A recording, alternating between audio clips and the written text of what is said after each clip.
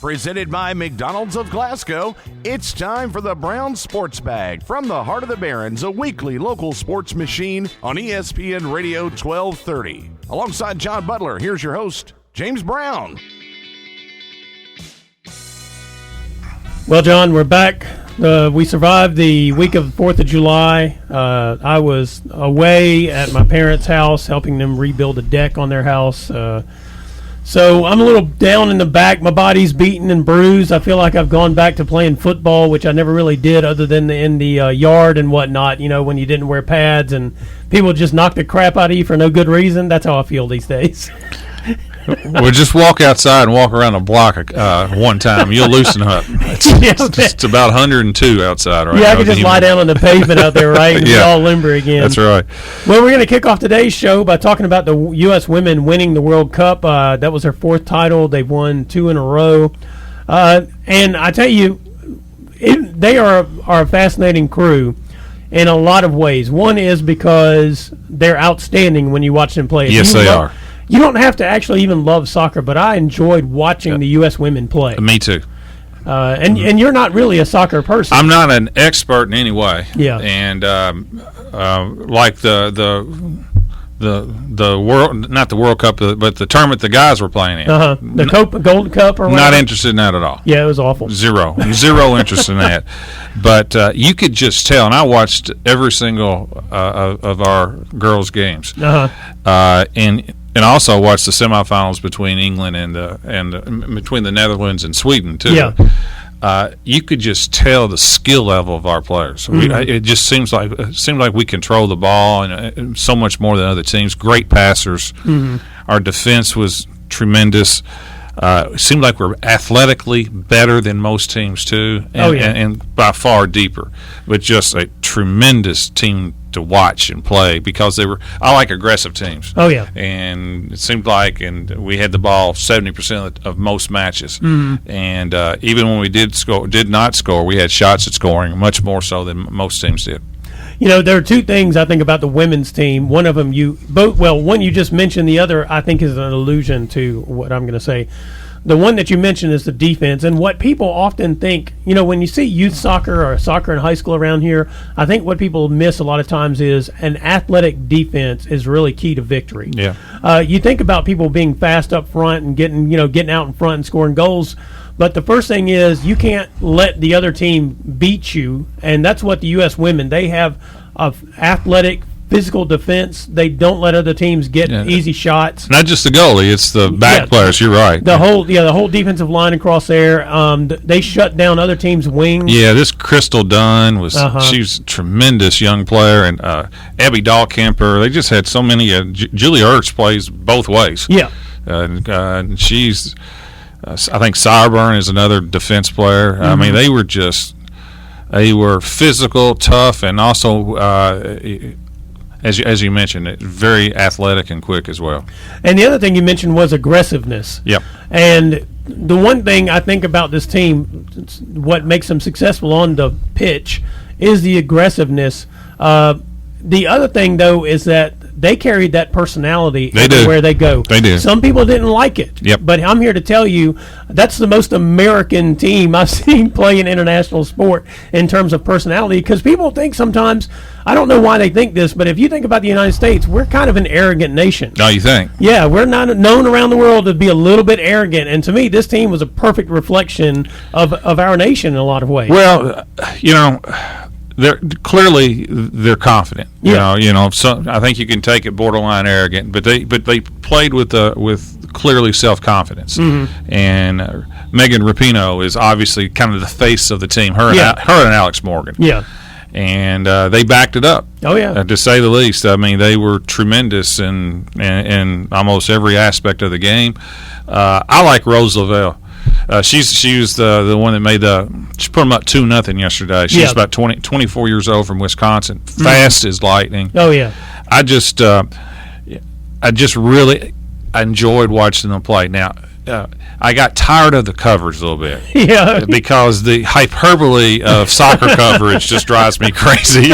You know. Well, they got to have something to talk about in the 5 days between games. It's over the top at times about, this is the this is going to change gender roles. Yeah. It's going to. This was a historic win. I'm thinking. I don't know if it's historic, but it's our fourth. I think the win was, I think, in '99 when they won. Right, and that was historic. That was historic because that actually put women's soccer on Right, the map. now this may be a better team. Oh yeah, This may be a better team. I love watching them play. Some of the other stuff gets a little over the top at times. You know, I wasn't real crazy about Alex Morgan's little tea party, the tea celebration. Yeah, you know, some of that stuff I'm not really into that. Yeah, but I love watching them play, and I was very, very proud of them.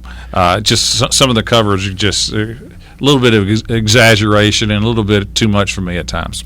Well, and the funny thing about Morgan's tea sipping thing there was that it almost came back to bite them. I mean, because they had a great chance to go up 3-1 against England, and Press took the shot. If she makes the pass, the way it was going to go, all the I don't know who was up there on the left hand side. It may have been Morgan. All she had to do was deflect it back the other direction. She was going to beat the defense. They'd have been up 3-1. There'd have been no drama in that game. Right. As it turned out, there was lots of drama. Yeah, it took a great save on a penalty kick, or it had been 2-2.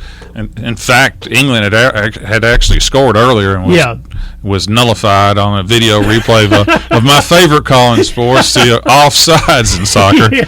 So that was our closest game, I thought. I thought England played really well and had opportunities. Yesterday's game against the Netherlands wasn't close. It was 2-0, and we could have scored easily 3 or 4 more. I mean, we had point blank shots, especially in the late in the second half, that we just basically missed or whatever. But we completely dominated the Dutch. You know, the interesting also thing about this team, I mean, you talk about the French win was a good one, too. It was indeed. But I thought the England game was probably our toughest match. Yeah, England played a plan that was probably most effective against the U.S. is skill and speed, but also England had an athletic team as well. Yeah. And so they were able to cover a lot of the things that the U.S. usually beats other teams at. Right.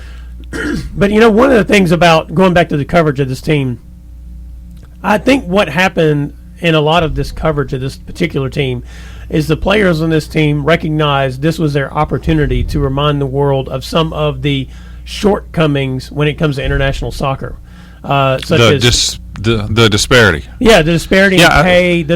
How they're kind of treated. The World Cup, I think, paid the women a total of $30 million, and I think they've allocated $600 million for the guys. Yeah.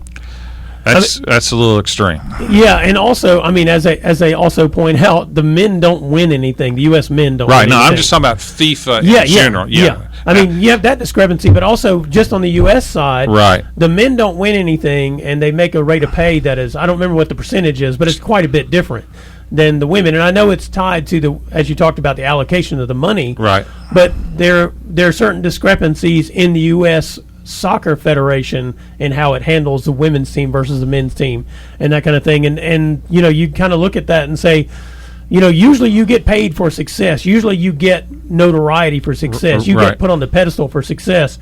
And the women's soccer doesn't really get those things that it probably has earned. Well, they deserve it. Oh, yeah. Because I just think they're fun to watch.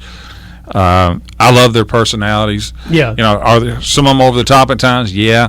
But I like their personalities in a lot of ways. I just think they play they look like they have fun. I like players who are skilled at any sport. Yeah.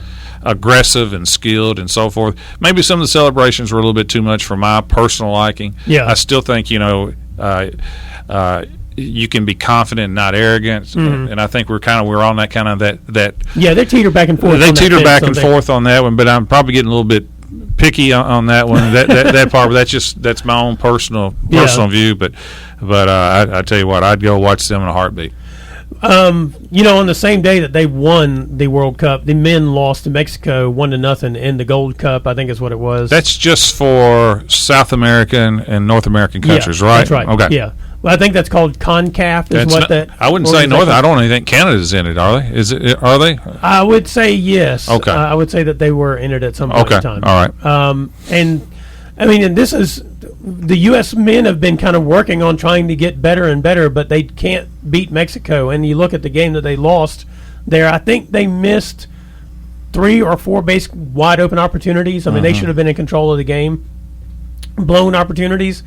And you just have to ask yourself, I mean, it's one thing if the U.S. can't go to the World Cup and beat Germany or England or France or Spain, because But Mexico's normally good in soccer too, right? They are normally good, but you would think at some point in time the U.S. would become the dominant, at least in North America. Well, the only thing I would say is that in men's soccer we are facing countries that's their number one sport. Yeah, I mean it's in Europe. Their number one sport is soccer. I would think Argentina, Brazil, Mexico. I would guess that's their number one sport. Yeah. And in our country, it's not even. It may be a popular youth sport, but it does not draw our best players. Yeah, and that's what I think the men are facing in the women's game.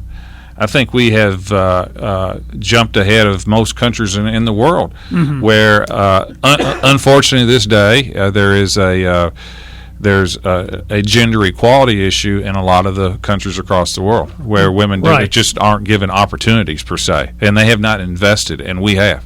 That is one thing to consider through all of this and some of the coverage of the women's national team. There are things that we could fix for our women's soccer players. But we're certainly better off than a lot of other nations. Most places, that's correct. And that doesn't mean I think it was Megan Rapinoe who had the comment that she loves the United States, but she also wants it to always strive to be greater. That's fair. I support that position 100%. I feel the same way about that. Just because something isn't as good as you want it to be, that doesn't detract from the fact that we've improved it, but that doesn't also mean that we're not done improving it. I agree. And I think that applies to just about anything anybody ever gets involved with. I mean, you can always work to be better at something. I agree 1,000%. And so with that message, I thought she gave that, at the end there of the World Cup, I thought that was a good message. It is, but she's a lightning rod because she's very outspoken and she has pink hair.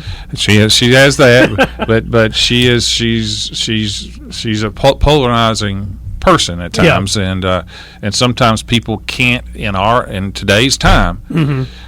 People have a hard time separating. Well, she said this about this or did this, so I'm not going to listen to anything else she says. Yeah, and that's part of our problem I think we have in our society right now. Well, and the other thing is sometimes how you deliver the message the first time is the one that no one forgets. That's correct. And so it's kind of hard to walk back from that. So a lot of times when you're delivering that first message, you better make sure you hit it right. It's like a first date. It is like a first date, exactly. And for a lot of people, for their knowledge of this women's national team, this was their first date. First impressions. Well, this is Brown Sports Bag brought to you by McDonald's of Glasgow. We're going to come back and talk a little bit about baseball. Presented by McDonald's of Glasgow, it's back to the studio with James and John, the Brown Sports Bag on ESPN Radio 1230. Well, John, the Major League Baseball has hit, I guess, what they consider their midpoint. It's the All-Star break that's going on right now. And tonight we have the Home Run Derby. You can stick around on this here radio station, ESPN 1230 AM, and listen to the Home Run Derby. It starts at 7. Got a number of contestants. I don't know. How many of these do you know? How many of them do I know? Yes. Before I put them down on this sheet here in front of me? Yes. I knew 2 of them. 2 of them. Yes. I knew Vlad Guerrero Jr. and... You knew Vlad Guerrero Jr. or do you know of his dad? No, I actually knew of him. Okay. All right. Because I watched some tape on him, hitting home runs. Because of his dad, I bet. Right, well, I don't remember. There was a video out of him doing something. I don't remember exactly what it was, but it was a pretty amusing video. And but, yeah, I knew who he was, and I knew who Ronald Acuna Jr. is, mostly because he plays for the Braves. Okay. Outside of that, I know Carlos Santana. He's a wicked guitar player. Mm-hmm. Yep. That about covers it. It is a interesting group. Matt Chapman, Oakland. Yeah. I can't say he's a household name. No, Alex Bregman. Now, he was in the World Series the last couple of years. I think he's the third baseman for Houston. Yeah. That name was familiar. Jock Peterson, left-handed outfielder for the Dodgers. Yes, I couldn't have told you his last name. Yeah. Pete Alonso. He's having a huge year for the Mets. Is that right? Yes, 27, 28 homers. Carlos Santana. Josh Bell is leading the majors, I think, in RBIs. He's a big first baseman that can really hammer it, and Acuna Jr. for Atlanta. But yeah, it's kind of missing star power in terms of there's Harper, who's with the Phillies, won it last year. He's not there, and some of the other guys that the guy from Milwaukee backed out, Christian Yelich, who was MVP of the league last year. He's not in it, so. Manny Machado not in it, so it's lacking some star power. Well, and that's what I'd seen a thing. I think it was a couple of weeks ago when they were talking about. I was reading a thing about the home run derby, and at that particular point, I don't remember. I think the only confirmed person when I was reading this story was Vlad Guerrero Jr. because basically he said he was going to be in it no matter what. Right, and none of the Yankees. Yeah, none of the Yankees. And the Yankees lead the league in homers, I believe. They're none, or at least they're in the top two. Maybe it may be Minnesota, but anyway, the big guns for the Yankees. I don't know if I'd be in it because it's got to screw around with your swing a little bit. Yeah, and plus it's quite tiresome doing that. You kind of want to get a little bit of rest, but there's been some people in the past where it's kind of affected their swing for a couple of weeks. Yeah, the thing about the home run derby to me is kind of like the slam dunk contest. Which is better? I grew up being a basketball fan and not really a baseball fan, so I really didn't care about the home run derby or the All-Star break or any of that stuff. Now, I always loved the NBA All-Star game. But, of course, in my formative years, the people dunking in the All-Star contest were Dominique Wilkins and Michael Jordan and Spud Webb. Just the people who were in the slam dunk contest were the people who were slam dunking on people in a game. Correct. You wanted to see them. The stars. Yeah, they were the stars. I mean, even go back, you go back to the old days when it started out and you'd have like David Thompson in it and guys like that. Nobody knows who that is, but I mean, he was a high flyer, before injuries. And so the home run contest, when I first remember seeing it, was kind of like that. It was a lot of the guys who hit home runs, and you wanted to see them hit off against each other. Mark McGwire and Sammy Sosa, Barry Bonds, all of them. Yeah, you wanted to see what they could do against each other. Yeah, it's set up on a tee more or less in terms of like how to spit, because they get to pick somebody to pitch to them. So hopefully that person throwing the ball to them knows where to throw it for those they can hit it. But I just don't. I've never been in. I don't like any All-Star game. Yeah, I can't have zero interest. Okay. In any of them. Basketball is awful. Football they don't even play. Yeah, I used to like the Pro Bowl. Yeah, baseball is about as competitive. It's most game-like of any of them. Yeah. But the guys aren't playing 2 innings. That's it. Mm-hmm. If you start, a lot of those guys play 2 or 3 innings. They're on the plane. They're already going. They're leaving. So I'm not a fan of any of the All-Stars. I will say I like the home run contest better than any of the other side events. Yeah. Yes. Yeah, and I don't know. I couldn't dunk a basketball and I can't hit a home run, so I guess both of them are interesting to me in that regard. But just generally speaking, as you pointed out, a lot of the star power that goes with this and the slam dunk contest, the Pro Bowl in the NFL is just gone these days because it's kind of not worth it for the athlete. No, it's too risky. Yeah, it's the risk of injury in a meaningless game is just it's just nobody's going to play hard in a basketball game and they're not going to play hard in a football game. Oh yeah. So baseball is probably you're least likely to be injured. Yeah. Except for the pitcher, there's a little bit of issue with that. So, but none of the All-Star games really intrigue me. But I guess of the 3, baseball is played the best. Yeah, the interesting thing about the baseball All-Star game at this particular point in time is you have such management over pitchers these days that if you want to see, sort of like the home run thing, if you want to see a great pitcher in the All-Star game, you're going to see him for an inning, maybe 2 at most. I mean, and probably not. I mean, you're probably going to see him for 1 and maybe a batter in another part of an inning or something like that. So even there, you may get to see the guys in the lineup a lot more, but you're not going to get to see the pitchers you want to see. And they also developed, they started about 10 years ago. Maybe it's been 15, interleague play anyway. So oftentimes you actually see a National League pitcher face an American League hitter anyway during the regular season. Yeah. Where before 2000, the only time you would see that that would be in the World Series. Yeah. Now, what is the hitting rule? Is it a designated hitter in the All-Star game, or is it based on where they? I think it depends on what park you're in. Okay. I was thinking that was the case, but I couldn't remember exactly. Now, that is one thing. Well, the pitchers aren't hitting anyway. Well, yeah. By the time they get up, they'll be pinch hit for, I'd say. Yeah. And that is one thing I would love to see in the actual All-Star game is the pitchers having to at least hit through once, maybe. I think that'd be pretty good because it's not something you ever get to see them do. But now back to the All-Star game itself. It's tomorrow night at 6, and we'll also carry that, so you can listen to the All-Star game tomorrow night on here.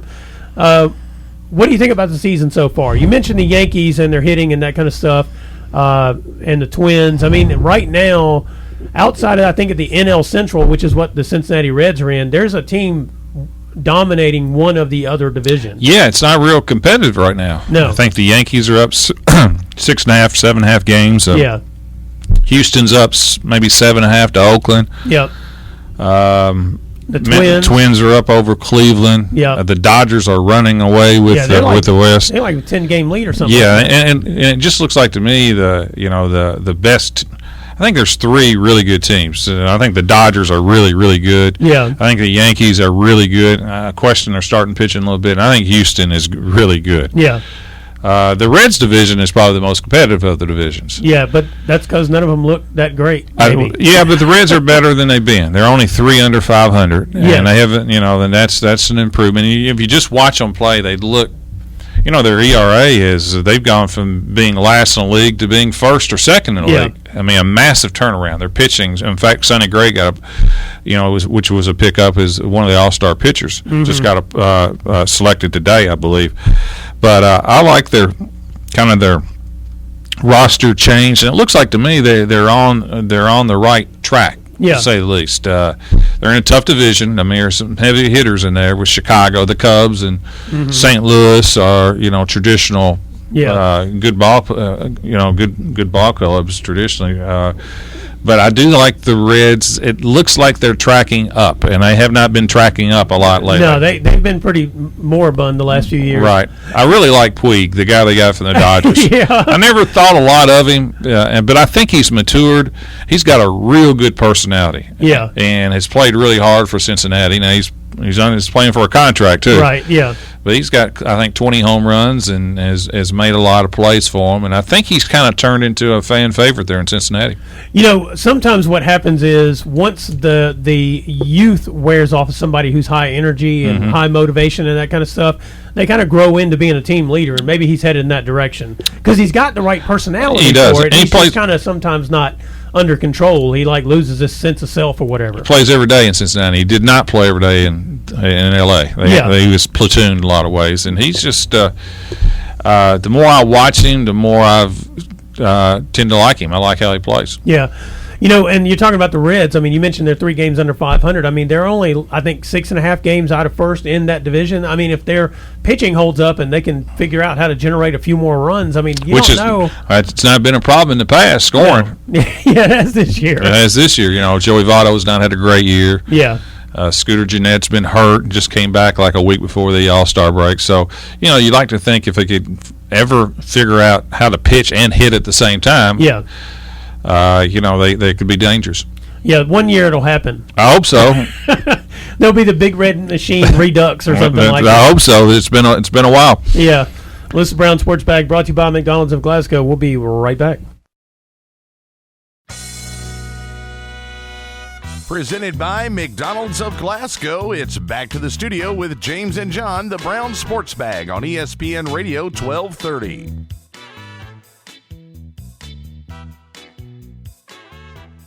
Well, John, at the Wimbledon tournament, at the, All England Club, I think is what they call that thing over there. Wimbledon's actually a town, by the way. It's actually the All England Club. It just happens to be in Wimbledon, south of London. Lovely place. Anyway, the U.S. women in tennis have had a good run there. And it's produced some interesting stories, I think, in terms of we have some youthful players who have come along and landed on the stage. Coco Gauff and Allison Risk. Although Risk, I think, has been around. Risk is 29. Yeah, she's older. She's ancient. Coco Gauff's 15. Yeah. Yes. Risk is almost twice Gauff's age.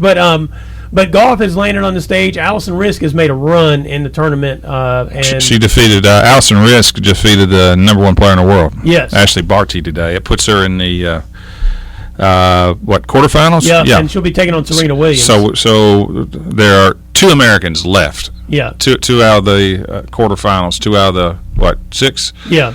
No, 8. 8. Yeah, they'll be playing each other. And they'll be playing each other. That's right. But I mean, I think the main thing is once again, U.S. women have kind of taken over on the international stage and scored points and captured people's hearts and their interest. And most of that is Coco Gauff.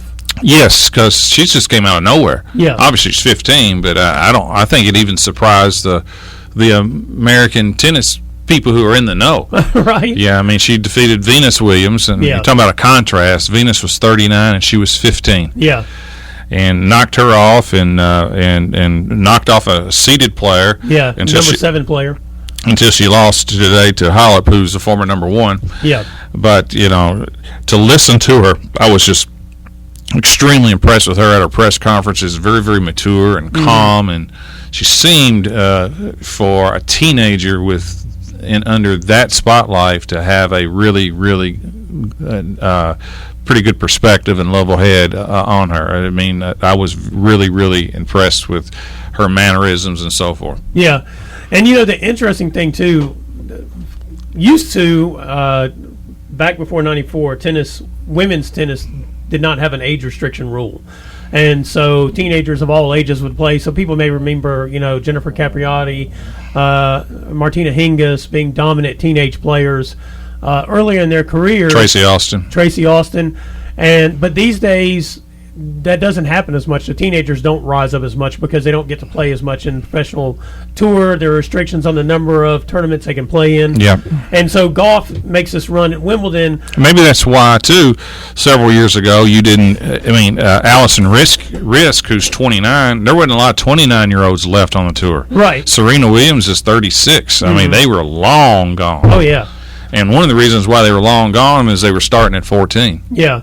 And I mean, I mentioned Martina Hingis. I mean, she was out of the game as a singles player by 22 because of injury. Right. She came back later, played doubles. I think she won a couple of doubles championships.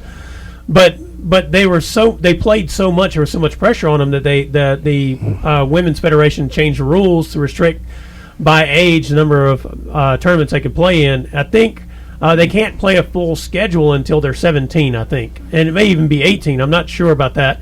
But I know it's restricted for a 15-year-old. So like in the case of Gauff, she makes this run at Wimbledon, but she doesn't actually know what the next tournament is she's going to play in.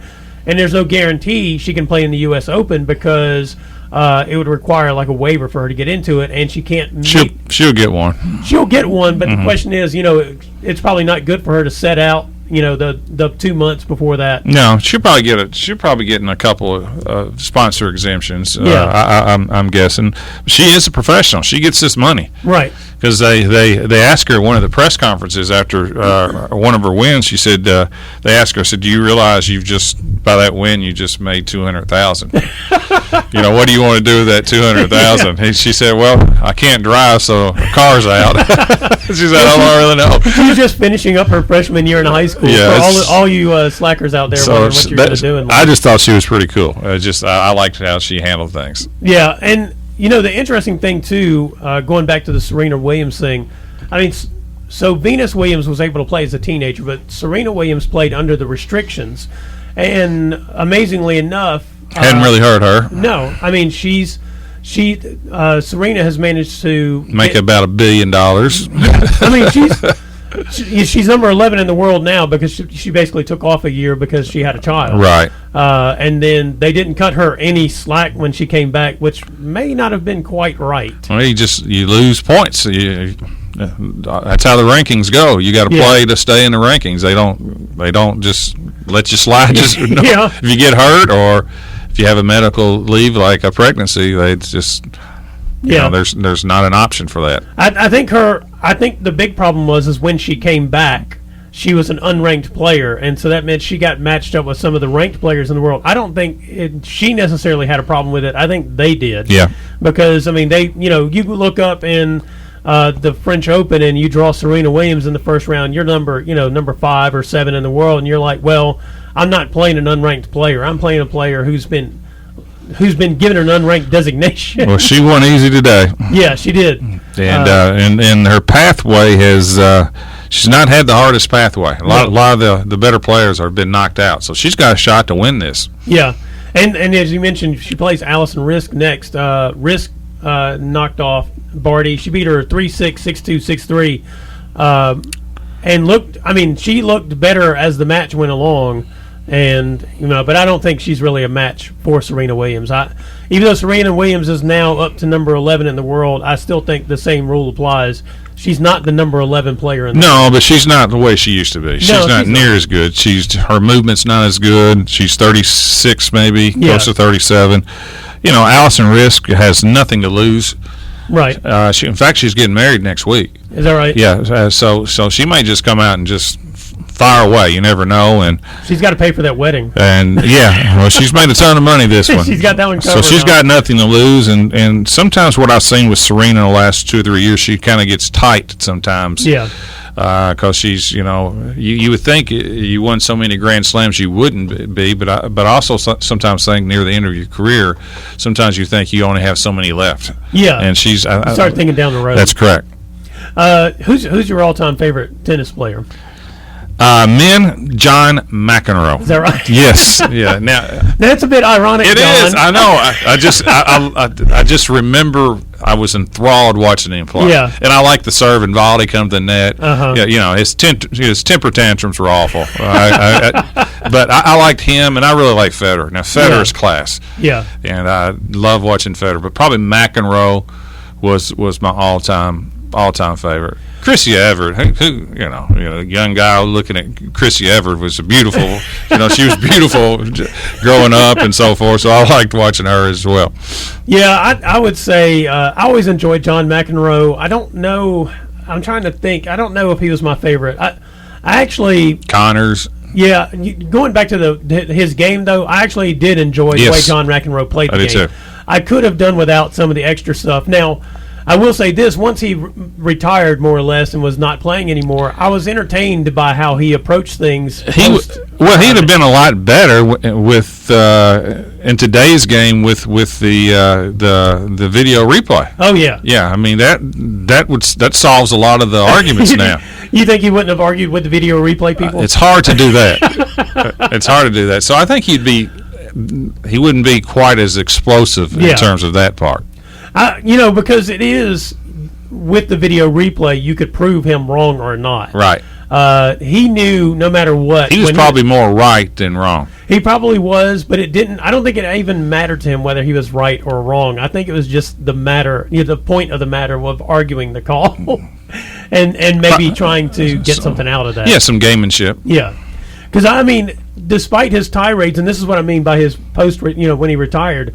As a person, in the booth talking about the game and that kind of stuff, the interesting thing is you kind of got a glimpse of his actual mental state. Yeah, like he wasn't as crazy. No. He's really good on TV. Yeah, it was very theatrical. What he was doing was very theatrical. It was not a lunatic out of control. Now, Jimmy Connors may have been a lunatic out of control.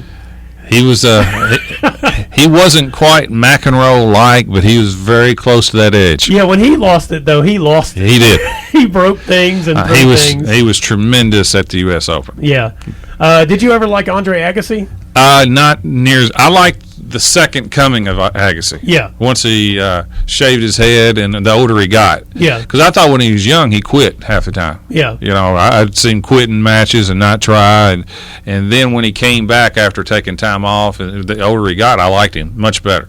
Yeah. He competed better. Yeah, I tell you another thing I actually liked too, going back to the McEnroe, is when John and Pat would play doubles in Wimbledon and that kind of stuff. They would play together. I don't know how many times they did it. At least once I remember, because I think they won it late in Well, it'd been late in both of their careers. The worst of the personalities was Nastasi. Yeah, Ili Nastasi. He was the bad boy of all bad boys. Yeah. Now, I think actually my favorite tennis player was Bjorn Borg. I always thought he was really good. Retired at 25. Yeah, I mean, he had a different game. He's Federer-like. Yeah, he was Federer-like. He was probably the first player I remember who was just a power player. Well, of that nature. I don't remember him being power, but he was just never said a word. Yeah, very, very skilled and very quiet, humble. Tremendous contrast to McEnroe. Yeah. I always kind of appreciated the way he approached the game. So I guess he was probably my favorite. And actually, I really enjoyed Martina Hingis as a player, too, yeah, because I thought she was just really good. She was. And she was in an era when a lot of the other female players were bigger than she was. She was not a very big person. No. And so a lot of what she was skilled, was very skillful. Skilled, athletic. Yeah. So she was kind of a big contrast. And I guess also, I mean, you don't really think about how young they are when they're playing. But, I mean, that also has a lot to do with her physical strength and whatnot, probably. So she had to be more skillful than the other players around her. Well, it's the Brown Sports Bag brought to you by McDonald's of Glasgow. We'll be right back. We're going to talk about some wild NBA free agency stuff. Presented by McDonald's of Glasgow, it's back to the studio with James and John, the Brown Sports Bag on ESPN Radio 1230.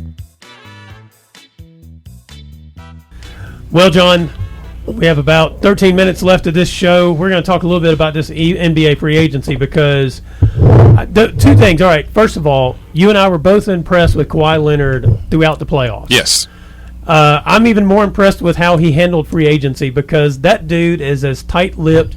I mean, he would have passed, loose lips sink ships. He'd have passed that easily. He doesn't say a lot in general. No. So it kind of fits his personality. Yeah. So I don't think he's on Twitter or Instagram or any of that, whatever, social media. He's reading a book.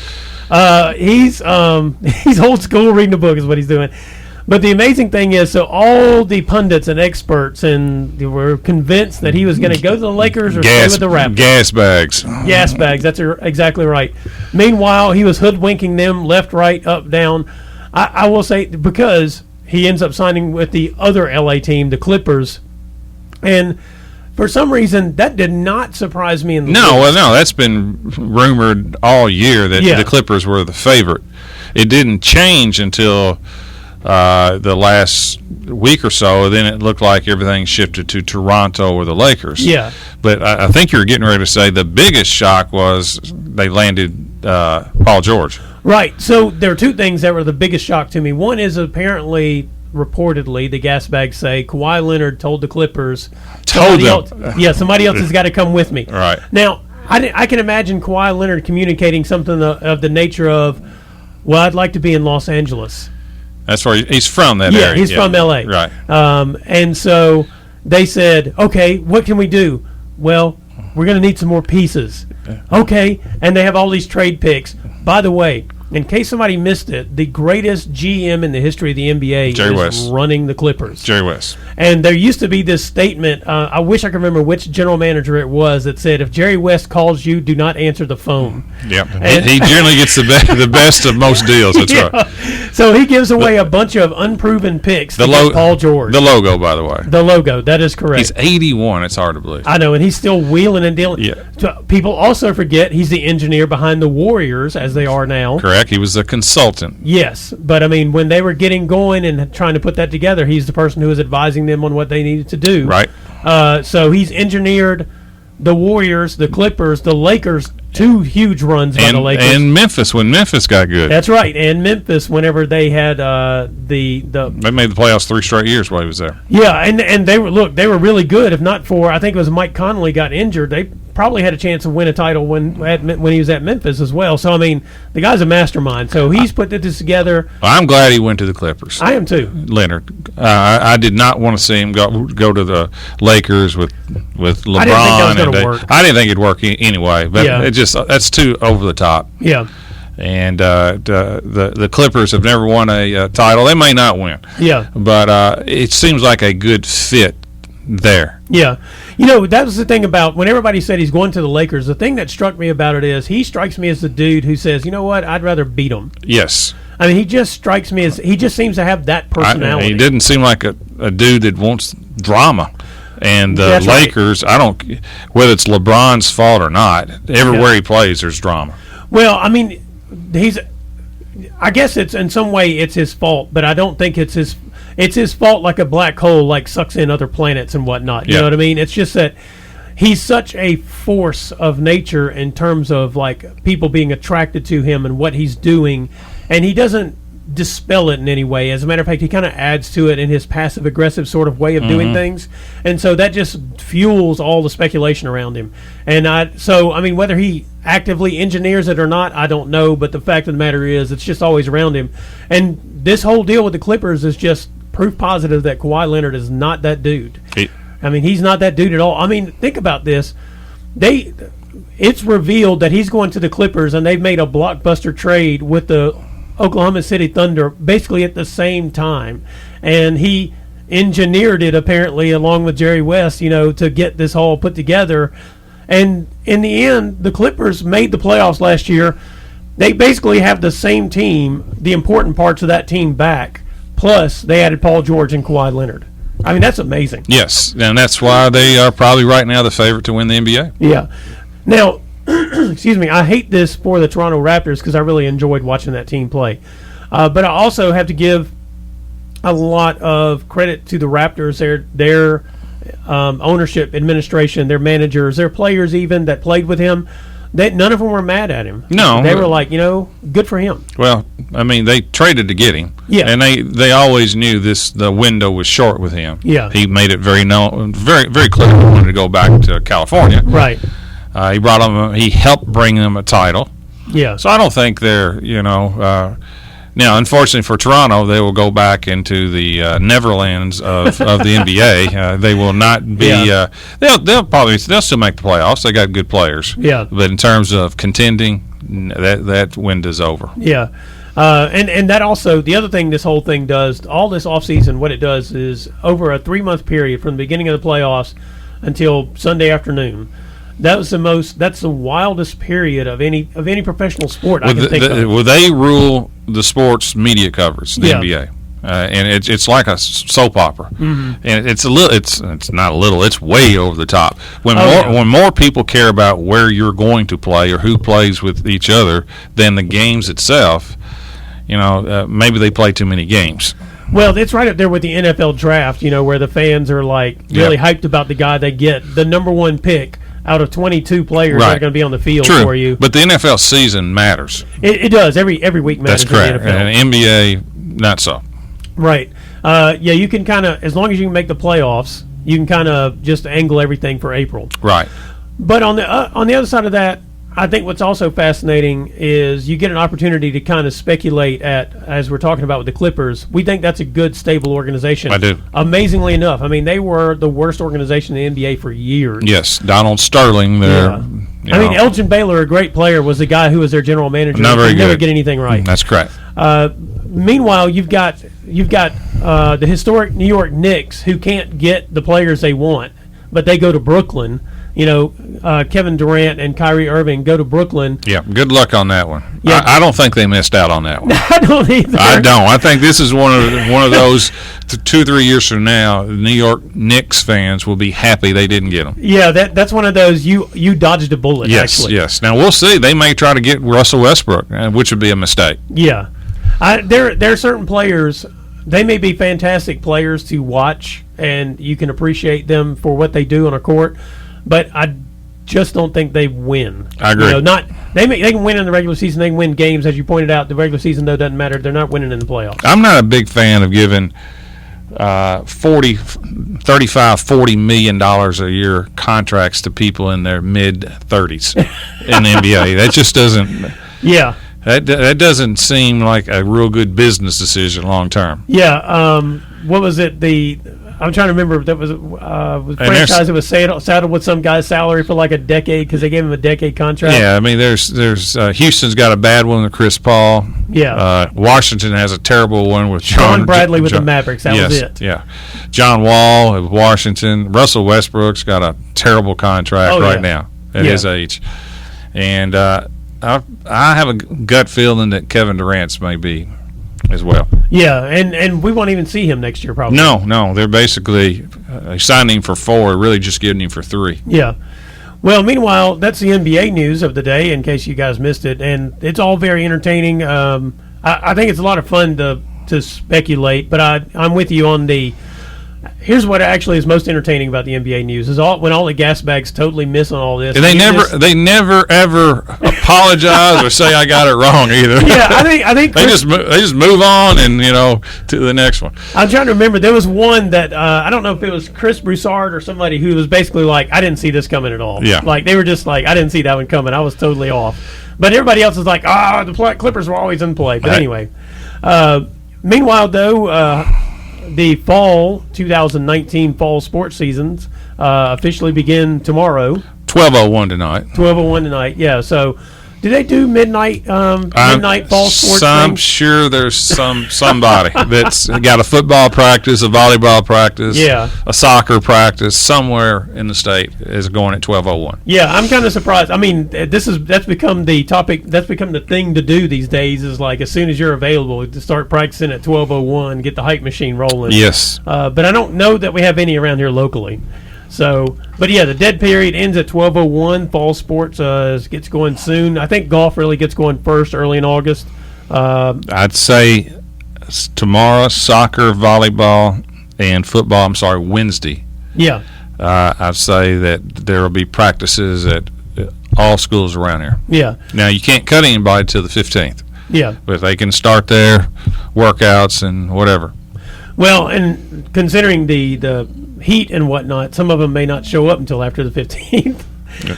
But but like I said, the regular season for the golf I think begins first. I don't know. Is Barron County going to do their golf event this year, the Golf Classic? I don't know. Okay. I don't know. You guys have a meeting, I guess. You guys are start laying out the plans for what's coming. Yes, we'll have one tomorrow. Okay. Mm-hmm. And then volleyball season, soccer season actually, the first official game, first regular season game, I think it's August 12th, and then the volleyball first regular game, I think it's August 19th, and football is the 22nd, 23rd, something like that of August. And we'll start having some of the coaches come in the next couple of weeks as well. Yeah, we're going to try to get, usually we've had football coaches come in, and so we're going to try to get them lined up again. We're also going to try to get some soccer coaches, volleyball coaches. We're going to try to get as many people in here as we can if they would like to do it. Some might not want to talk about their teams and their seasons, but hopefully many of them will come in and talk to us. I'll be getting those emails out to everybody if you've not seen one. I'm trying to get some people we've not had before, so that'll be interesting. Yes, and it's not. We do not give truth serum, so you don't. So you don't have to give us all the truth when you come in here. I disagree. You got to be as factual as possible. I look forward every year to the Channel 13 football forecast. Oh, is that right? Yeah, when they interview all the coaches, and the positiveness of all the coaches are amazing to me. See, that's how all this kind of factors together with the NBA free agency and all that. Yes, it's all about what we could be. That's correct. And for coaches, I mean, you've been one, you are one, John. You guys have to start at the high point, right? At the beginning of the season? Yes. Well, you're not going to go. You're not going to come out and say we're going to be terrible. That's one thing. But you're not going to be a coach there for very long. Probably. But you got no. But there comes a time where it gets old here, and we're working hard. We're really improving. Yeah. So everybody kind of says the same thing. I understand. I've been there. Yeah. I think we still have a couple of coaching positions open. I was checking. I don't know that the Warren East girls basketball position has been filled or the Glasgow softball position.